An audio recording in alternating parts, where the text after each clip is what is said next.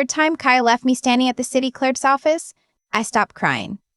Not because I was numb, not because I'd somehow found peace with it. I stopped because the woman behind the counter, a short, sharp-eyed woman in her 50s with reading glasses pushed up on her forehead, looked at me with the exact expression my mother uses when she's done being patient, and she said, "Honey, this is the third appointment you've booked with us in 4 months." It wasn't a question. I stared at her name tag, Donna. The office smelled like old paper and the kind of industrial cleaner that never quite finishes the job. Outside, it was the kind of gray February afternoon that Ottawa does better than anywhere else on Earth. Not dramatic, not stormy, just relentlessly, personally gray. "I know," I said. "He's not coming." "I know." Donna set down her pen. She looked past me toward the waiting area where a row of orange plastic chairs lined the wall. Most of them were empty. But in the far corner, a man was sitting with his elbows on his knees, turning his phone over and over in his hands. He was maybe 30, maybe a little older. Dark jacket. He had the look of someone who'd been punched and was still deciding whether to fall down. "That fellow over there," Donna said, lowering her voice just enough that it became conspiratorial instead of rude, "has been here since 8:30 this morning. His fiancé didn't show either." She picked up her pen again. "I'm just saying, you two could save each other the trip." She said it like she was suggesting we carpool. I turned back to look at him. He must have felt it because he looked up. His eyes were red around the edges, not like he'd been crying, more like he hadn't slept. He had the slightly dazed expression of someone who'd walked into a glass door and was still trying to process that the door had been there at all. He gave me a small, exhausted nod, the universal acknowledgement of shared disaster. I don't know what made me walk over. Honestly, I think it was Donna. There's a particular kind of tired that comes from being humiliated in front of the same stranger 3 times. And when that stranger says something ridiculous, with complete sincerity, something in your brain just unlocks, stops performing. I picked up my coat and my purse, and I walked across the linoleum and I sat down 2 chairs away from him. "She didn't show?" I asked. "Nope." He didn't look up from his phone. "You?" "Third time." That made him look up. "Third?" He kept having reasons. Good ones. Actually, that's the worst part. I set my purse on my lap. First time his father had a heart attack? Real one. I checked. Second time there was a work emergency. His whole team was in crisis. I saw the emails. Third time, I gestured at the empty room. Nothing. Radio silence since yesterday morning. He was quiet for a moment. Then, she texted me at 6 a.m., said she needed more time. More time to what? I asked the same thing. He finally put his phone in his pocket. She didn't answer. His name was Seth. He was 32, a structural engineer with a firm in Kanata, and he had taken the day off work to marry a woman named Cassandra who had, as of that morning, decided she wanted more time. We sat in those orange chairs for a while, not really talking, both of us doing the thing where you stare at a middle distance and reorganize everything you thought was true about your life. After about 10 minutes, Donna appeared in front of us with 2 cups of coffee from the machine down the hall. She set them on the chairs between us without a word and went back to her desk. Seth looked at the coffee, then at me. Is she always like this? I've only met her 3 times, but yes, I think so. He almost smiled. It was the ghost of a smile, the kind that's mostly muscle memory, but it was there. I should tell you about Kyle, because you need to understand what 3 times means. Kyle and I had been together for 4 years. We met at a friend's birthday dinner in the Glebe, and he was funny and attentive, and he remembered things, the kind of person who texts you an article about something you mentioned once, 6 weeks later. We got engaged on a Tuesday evening in November at home. Nothing dramatic, just him across the kitchen table saying he wanted to spend his life with me. I said yes immediately. I didn't even put down my mug. The first time he didn't show up, I genuinely believed him about his father. The second time, I made excuses for him to my own mother, who had driven down from Pembroke specifically for the appointment. The third time, I had told no one. Not my mother, not my best friend. I had come alone because I couldn't bear to watch someone else's face fall when it happened again. That's the thing nobody tells you about being let down repeatedly by someone you love. You start protecting other people from your own disappointment. You get very good at being fine. Seth and I ended up walking out together when the office closed at noon. We stood on the sidewalk on Lisgar Street, both of us with nowhere particular to be because we'd both arranged our days around something that hadn't happened. "There's a shawarma place around the corner," he said, "if you haven't eaten." We ate lunch. We talked for 2 hours. Not about Kyle or Cassandra. Mostly, we talked about other things. Ordinary things, the way you do when you're desperately avoiding the main topic. He grew up in Hamilton. I grew up in Pembroke. He had a sister who lived in Vancouver and called him every Sunday without fail. I had a mother who had opinions about everything and was usually right, which I found exhausting. He was currently stressed about a pedestrian bridge project that was behind schedule because of a subcontractor issue. I was an occupational therapist at a rehabilitation center in the West End, and I had a patient I was very worried about and had been thinking about all morning, even through all of this. When we finally talked about the actual situation, it was almost 3 o'clock and we were on second coffees. "I think she's been trying to tell me something for months," he said. He wasn't looking for sympathy. He said it the way you say something you've been turning over in your mind and are only now ready to say out loud. I kept interpreting it as stress. She was stressed about the wedding. She was stressed about work. I told myself she just needed the stress to be over and then we'd be fine. I thought about Kyle's emails, the work emergency, the team in crisis, how carefully I had read them, looking for inconsistencies, finding none, deciding to believe. I kept thinking if I was patient enough, I said, he'd get there. Seth nodded slowly. Yeah. We sat with that for a minute. Here's what I didn't tell Seth over coffee that day, because I didn't know him well enough yet. The night before this third appointment, Kyle had called me, not to cancel, just to talk, the way we used to, easy and meandering, for almost an hour. He'd seemed fine, warm even. He'd said he'd see me tomorrow, and I had gone to bed thinking, this is it, this time it's real, and I had felt genuinely happy, and that happiness was the most humiliating part of all of it. We exchanged numbers before we went our separate ways. It felt like exchanging information with someone you'd met at the scene of a minor accident. Practical, a little surreal, strangely intimate. Seth texted me that evening. "Just hope you're okay. Today was a lot." I stared at that text for a long time. Kyle still hadn't called. Kyle did call eventually. 3 days later. He wanted to explain, he said. He said the word overwhelmed several times. He said he needed to figure out what he wanted. He said, and this is the part I keep returning to, that he loved me. He was sure of that. He just wasn't sure about the other stuff. What other stuff, I asked. He couldn't really say. I think about what I would have done if Seth hadn't been sitting in that orange chair. I think I would have gone home that third time and waited. I am very good at waiting. I had been waiting in one form or another for 4 years. Instead, I texted Seth. We started meeting for coffee. Once a week, then twice. He was easy to talk to in the specific way that people are easy to talk to when they're also carrying something heavy.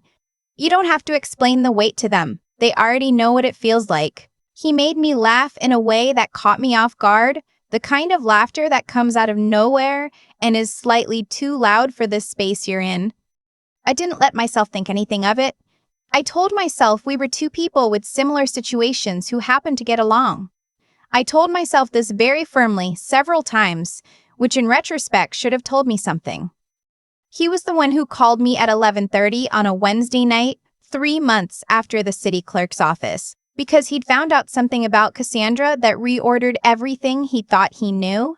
She had been seeing someone else for almost a year. Not a spontaneous thing, not a confused thing. A sustained, deliberate decision she had made while accepting his ring and setting a wedding date and helping him pick out furniture for the condo they were supposed to share. I sat on my kitchen floor and listened to him talk for an hour and a half. At some point, I made tea. At some point, I turned off the overhead light because it felt too harsh for the conversation. The worst part, he said, is that I keep trying to figure out what I missed. There's not always something to miss, I said. Sometimes people just decide to do the thing, and they do it, and there was no sign because they weren't going to give you one. He was quiet for a moment. Did Kyle give you signs? I thought about it honestly. Maybe, but I was very good at not seeing them. A month after that phone call, something shifted between us. I couldn't have told you the exact moment. It wasn't a dramatic realization, more like I looked up one afternoon while we were walking along the Redo River and noticed that I was happy actually, and specifically happy in a way I hadn't been in a long time. And the reason was him. That was slightly alarming to notice. I didn't say anything. I went home and had a very stern conversation with myself about timing and rebounds and the fact that we had both just come out of serious situations and the last thing either of us needed was to... He texted me the next morning, "Can I say something without making things weird?" I stared at my phone for several minutes, then probably. "I think I've been using coffee as an excuse to see you." I put my phone face down on the counter. I picked it up again. I put it down again. I was 31 years old and I was behaving like I was 16, which told me everything I needed to know. "I think I've been doing the same thing," I typed back. What followed was not a movie. I want to be clear about that. We didn't immediately fall into each other's arms or start a beautiful, uncomplicated romance.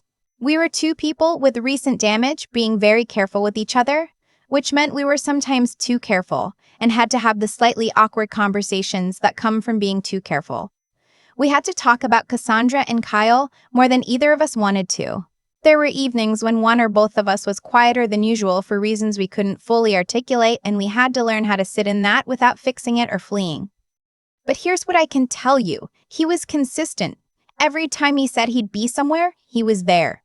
When I had a terrible week in April, a patient I'd been working with for 7 months had a serious setback, and I came home on a Thursday feeling scraped empty. He drove over from Canada with groceries and made pasta and didn't try to make me feel better. Just sat with me while I felt bad, which was exactly the right thing to do. I hadn't known how much I needed someone to simply be where they said they'd be. I hadn't known how much I'd adjusted myself to the alternative. Kyle resurfaced again in the early summer. This wasn't entirely surprising. Kyle had a talent for timing his reappearances for moments when things were going well for me, though I'm not sure he was conscious of doing it. He wanted to talk. He'd been in therapy, he said. He understood things better now. He used the word growth in a way that made my jaw tighten. He said he'd made a mistake. I met him for coffee on a Saturday morning because I believed I was over him enough to do that, and I was mostly right. He looked the same. He said several things that would have moved me enormously 6 months earlier. I noticed that they didn't move me, and I noticed that noticing this felt like something unclenching. I told him I had moved on. He looked genuinely surprised, which told me everything. "With who?" he asked. "Someone I met at the city clerk's office," I said. He stared at me. "It's a long story," I said. "A good one, though." That evening, I told Seth about the coffee. We were on his couch, which had become a familiar place over the previous months. He had an apartment in Westboro, 3rd floor, with a narrow balcony that looked east toward the downtown core. He listened without interrupting, which is one of the things I love about him. When I finished, he said, "How do you feel?" I thought about it. Really thought about it. "Like it's actually over," I said, which is different from knowing it's over. He nodded like he understood that distinction exactly. I should tell you about the small things, because the small things are where it actually lives. The way he texts my mother back when she accidentally sends him messages meant for me, and she finds this hilarious. The Sunday morning last October, when we drove to Almonte for no particular reason and ended up having the best breakfast of my life at a place we found by accident and have since returned to 4 times.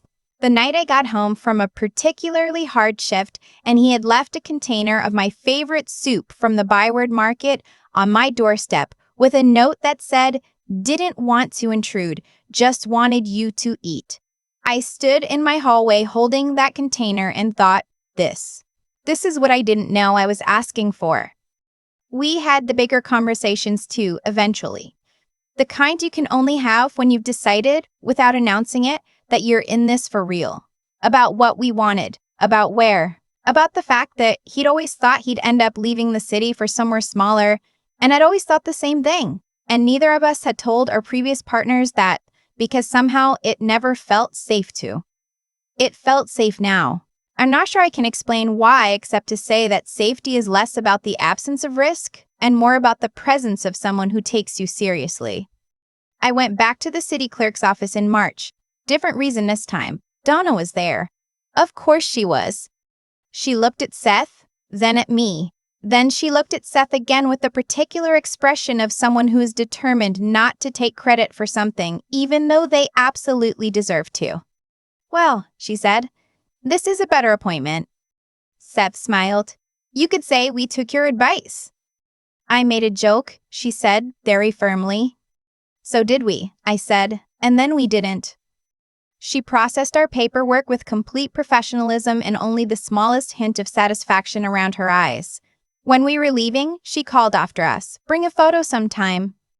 We did eventually. She has it on her desk now, apparently.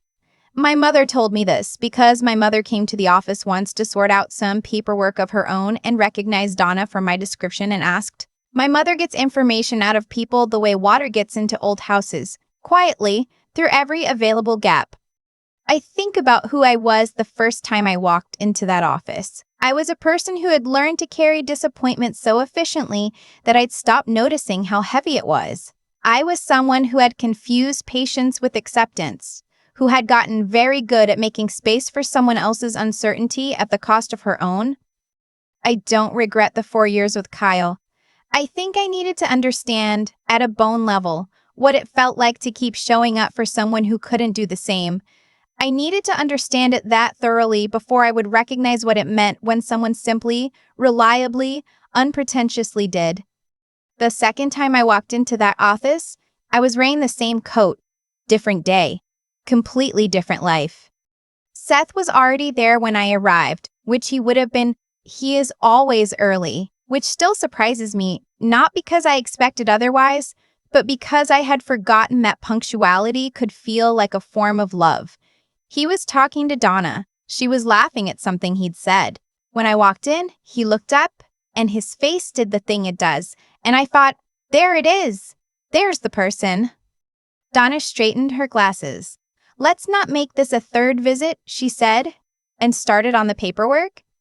I used to think patience was a virtue I had in abundance. Turns out I had confused patience with something closer to self-erasure. The quiet, practiced habit of making myself smaller so someone else's uncertainty could take up more room. Kyle wasn't a villain. That's the part that took me the longest to sit with. He didn't set out to hurt me. He was just someone who couldn't quite decide, and I was someone who kept deciding for him, deciding to believe him, deciding to wait, deciding that one more appointment, one more chance, one more reasonable explanation was the right call. Every time I made that decision, I told myself it was love. Looking back, I think it was fear wearing love's coat. What I understand now is that the pattern of how someone shows up, or doesn't, tells you something true about them early on. Not everything, not the whole person, but something. The first time Kyle didn't come, I had reasons to excuse it. By the third time, I had developed a whole internal system for making excuses on his behalf. That system was not protecting our relationship. It was protecting me from having to see what was already there. Seth was different, and not in some dramatic, obvious way. He was different in the small, accumulating evidence of a person who says what he means and then does what he said. He showed up, consistently, unremarkably, without fanfare. He was just there. I hadn't realized how much I'd recalibrated my expectations downward until I found myself genuinely surprised. For the first few months, every single time he followed through on something. That recalibration is what I think about most now. The way we quietly adjust ourselves to accept less, and how we don't even notice we've done it until something or someone interrupts the pattern. There's something I'd come to believe, not as a dramatic revelation, but as a slow, ground-level understanding. The choices we make when we're humiliated and tired and sitting in an orange plastic chair in a government office reveal something real about our character. In that moment, I could have gone home and waited again. I had done it twice before. Instead, something in me, some stubborn, honest part that I hadn't been listening to, chose differently. It walked across a room and sat down next to a stranger and decided that being open to something new was worth more than being loyal to something that kept leaving. That took more than courage. It took a kind of honesty about myself that I hadn't been practicing. I had to admit that what I'd been calling patience was actually fear. I had to admit that I had known, somewhere underneath the hope, that Kyle wasn't going to show up. And I had to choose to act on what I knew instead of what I wished were true. Seth did the same thing, in his own way, on the other side of that waiting room. Two people who had both been let down, who had both probably stayed too long in situations that weren't working, who both sat down in those chairs and chose, maybe for the first time in a while, to be honest about where they actually were. Donna made a joke. We made a life. And I think the reason it worked is that we both walked into it already knowing what it cost to ignore what you actually know. We weren't naive about it. We were careful and a little scared, and completely clear-eyed, and that combination turned out to be exactly enough. I don't think everything happens for a reason, but I do think that when you finally stop overriding your own judgment, good things have more room to find you.